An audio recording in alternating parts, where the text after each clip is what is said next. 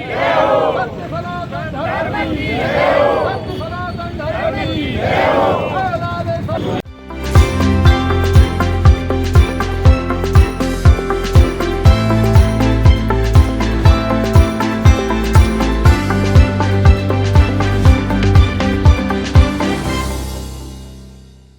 किसी भी समाज को चलाने के लिए संतों की सबसे ज़्यादा आवश्यकता होती है और संतों के मार्गदर्शन पे ही पूरा समाज चलता है। और उन जिन संतों के मार्गदर्शन पे हम चल रहे हैं, उन्हीं ऐसे हमारे महामंडलेश्वर हंसराम जी महाराज को जिस तरीके से धमकियां देने का काम कर रहे हैं, अभी सोशल मीडिया पे धमकियां दी जा रही है, कल किसी तरीके से इसमें सामने भी आकर इसमें कोई प्रहार हो सकता है। उनकी सुरक्षा की दृष्टिकोण से और जो सनातन धर्म के जो मंदिर बने हुए हैं उनमें किसी तरीके की परेशानी ना आने के लिए आज हमने कलेक्टर साहब को सभी सामाजिक संगठनों में सिंधी सेंट्रल पंचायत के मुख्य उसमें हमने ये आज एक ज्ञापन दिया है। इस ज्ञापन देने का मकसद यही है कि हमारे संतों की सुरक्षा की जाए। संत किसी तरीके से नहीं डरते हैं कि वो किसी डरने वाली बात है, परंतु निश्चित रूप से कोई संत के हम अनुयायी हैं और निश्चित रूप से यदि उनके ऊपर किसी तरीके से सोशल मीडिया पे धमकियां दी जा रही है और ये जो धमकियां दी जा रही है पाकिस्तान और बाहर के क्षेत्रों से दी जा रही है, और यदि इस तरीके की धमकियां यदि लगातार यदि मिलती हैं तो निश्चित रूप से समाज चुप नहीं बैठेगा। ये समाज निश्चित रूप से समाज है।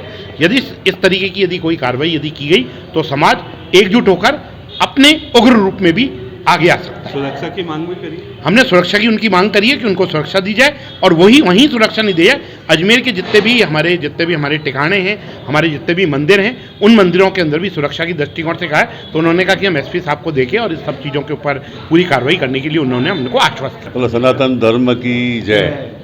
आज हम सब जो अजमेर सिंधी सेंट्रल महासमिति और हमारे अजमेर के सिंधी समाज के जो सामाजिक संगठन है उनकी तरफ से कलेक्टर साहब को ज्ञापन देने आए हैं। कुछ दिन पूर्व जो है हरि सेवा आश्रम भीलवाड़ा में हमारे स्वामी महामंडलेश्वर स्वामी हंसराम जी महाराज जी को सोशल मीडिया पर धमकियां दी गई कि आप जो है इसमें इंटरफेयर नहीं करें, जो कि गुरु ग्रंथ साहब के लिए कुछ असामाजिक तत्वों ने ये कहा कि आपको हक नहीं है इसका रखने का।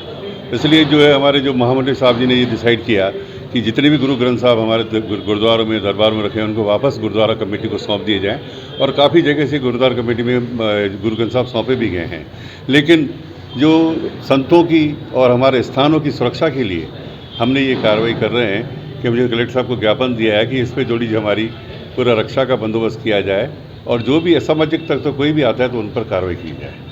मेरा नाम नरेंद्र शानी भगत, अध्यक्ष अजमेर सेंट्रल सिंधी महासमिति। साहेब उदासीन के नेतृत्व में अखिल भारतीय सिंधी संत समाज की ओर से देश भर के अंदर सनातन धर्म के इस व्यवस्था को आगे बढ़ाते हुए बहुत सारे सेवा कार्य प्रारंभ हुए, जिसमें श्रीमद् भागवत कथा देवनागरी में छपा करके 2011 में देश भर के लिए रथ यात्रा पवित्र तीर्थ स्थान पुष्कर से व अजमेर से प्रारंभ की गई थी और सभी जगह श्री सिद्धांत सागर व श्रीमद् भागवत कथा की स्थापना करवाई गई।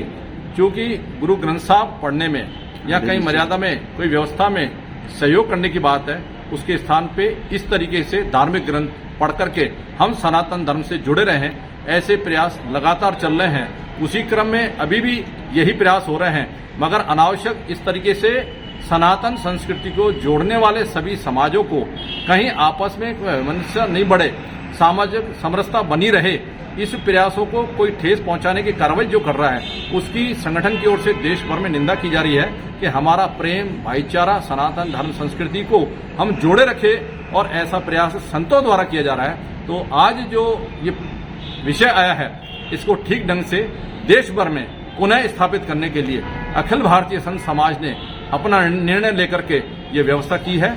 मंदिरों की सुरक्षा, संतों की सुरक्षा व सनातन धर्म को मानने वाले सभी सहयोगी मिलजुल करके आपस में प्रेम भाईचारे से रहें, इसी प्रार्थना करने के लिए संतों ने ये निर्देश जारी किया। आपका नाम? महेंद्र कुमार तीर्थानी, राष्ट्रीय मंत्री, भारतीय संत समाज।